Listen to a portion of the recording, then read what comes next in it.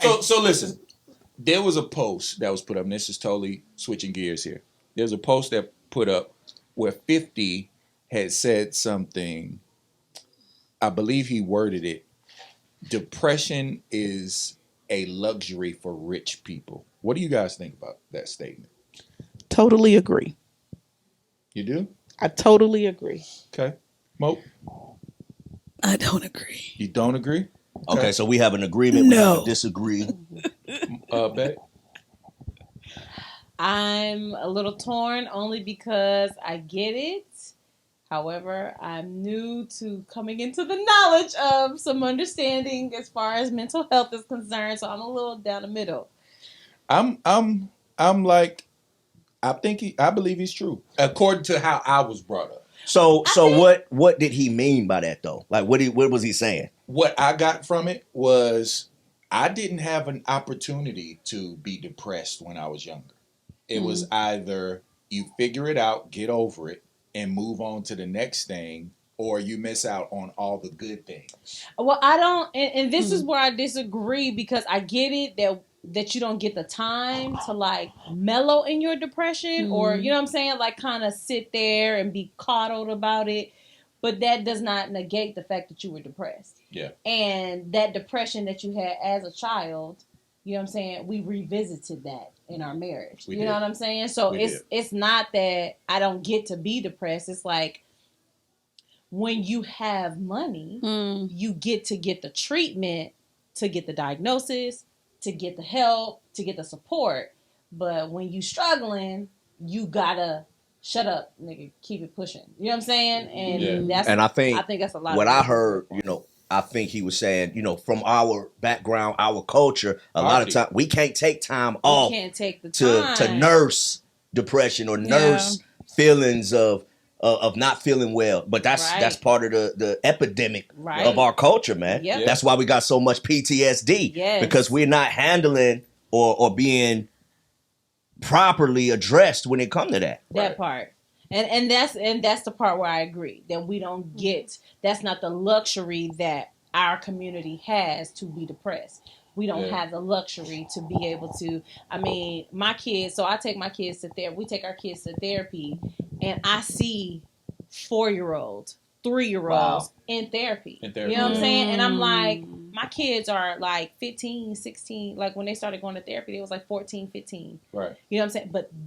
But other races start at a very young age. Absolutely. Because they realize the importance of having that support. So, and, well, let me say this real quick. Go ahead. But do you realize that a simple conversation on the regular with your children can sometimes negate Absolutely having to seek therapy? Because sometimes a lot of kids don't feel like, in our community, don't feel like they can even say anything. Because we were always taught to be seen and not heard.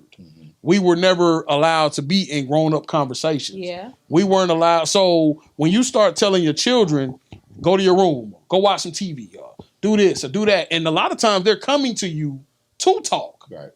You reject it because you're tired. You've worked too hard. Yeah. You've been gone all day. I just need a minute. Not knowing what your child might be going through and how badly they need to talk to you. Yeah. I've seen and heard stories where guys have literally talked to their kids on the way to school and came home and the child was dead. Yeah. Wow. And the first thing they always say is, I never knew anything was wrong. Right. But every time he tried to talk to you, you shoot him away. I think for me, as an adult, I can pinpoint what it was now, or I can articulate what I was going through when I was younger now. But when I was younger, I had a big issue with being bullied. And it brought about a high level of depression. One, because it's not like I was a punk. It was just that I had just recently moved and relocated to Georgia from New York. I had no family down here, and I felt like I was by myself. I was mad at my dad. I was mad at my mama for bringing me down here. I was mad at my grandparents for letting her bring me down here. Yeah. I think things got better when I met the Colemans, because it was a sense of family. It was that sense of family that I needed. you was missing, yeah. But I remember being highly depressed, and it didn't look like depression. It looked like me always making jokes. It looked like me always being the center of attention. It looked like all of those different things. But when it came out the wrong way, my mom would always hit it with, "Quit crying. That's what girls. What you crack like a little girl? Don't be a pussy." You know. And as a result, she was the only idea I had of what manhood should be like. Wow. Yeah. And her thing was, okay, I'm gonna forfeit the attention and nurturing to make sure you don't end up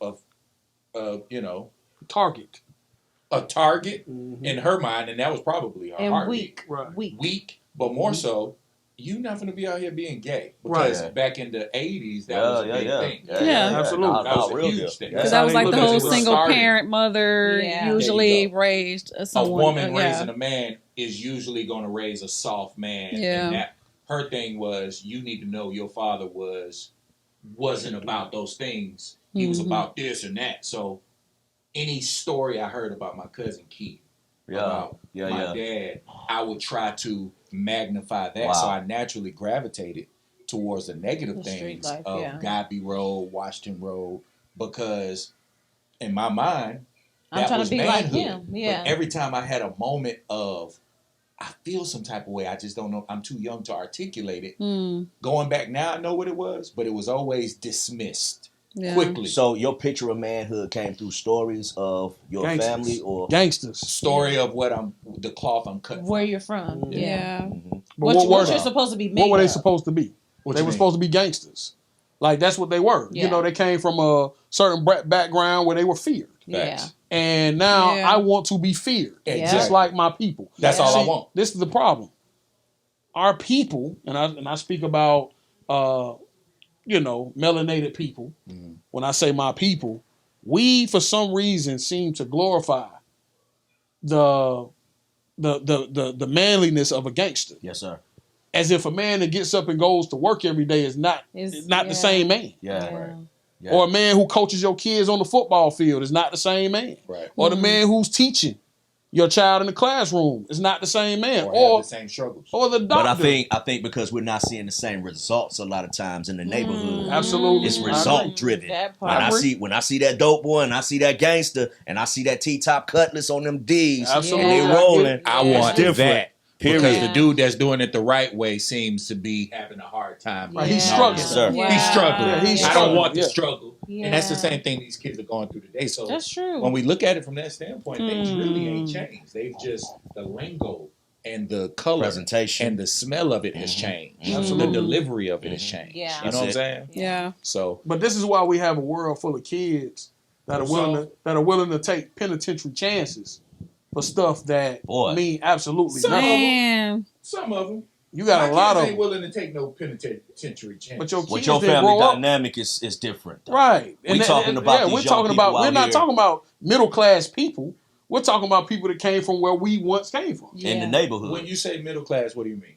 Middle class to me is, living in a neighborhood where they have decent schools, maybe a mixed, and a middle class doesn't necessarily even have to be a neighborhood.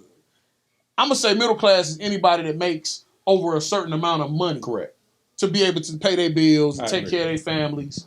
That's what I would consider middle class. Right. If you got a decent credit card in your name, you're paying it on time, you got a decent savings, right. I would consider you to be a middle class person. So I feel like we're middle class people who have raised kids in that middle class. But for me personally, I feel like the kids have come off a lot less prepared for life.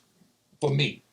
That's just me because I feel like I did everything to make sure they didn't have to go through what I went through. Here's the problem with that. And not a problem. That's wonderful that we've done that. Mm-hmm. But I feel like I've always said, and I told my wife this, I tell my kids this, I say middle class living is a trap. Mm-hmm. Yeah. It's a trap.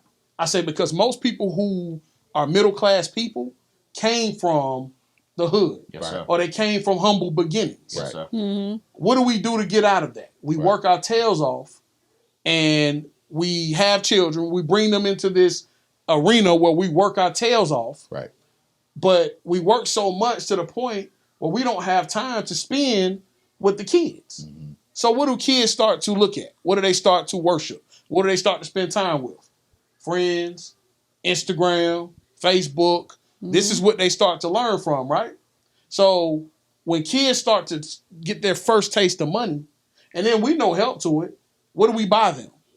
Because we want to make up for the fact that we don't give them the time that they deserve. So we buy them the shoes they want or the clothes they want. We make sure they have good birthdays and big Christmases. That's what we do. Because as parents, we feel like that's good parenting, right? Mm-hmm.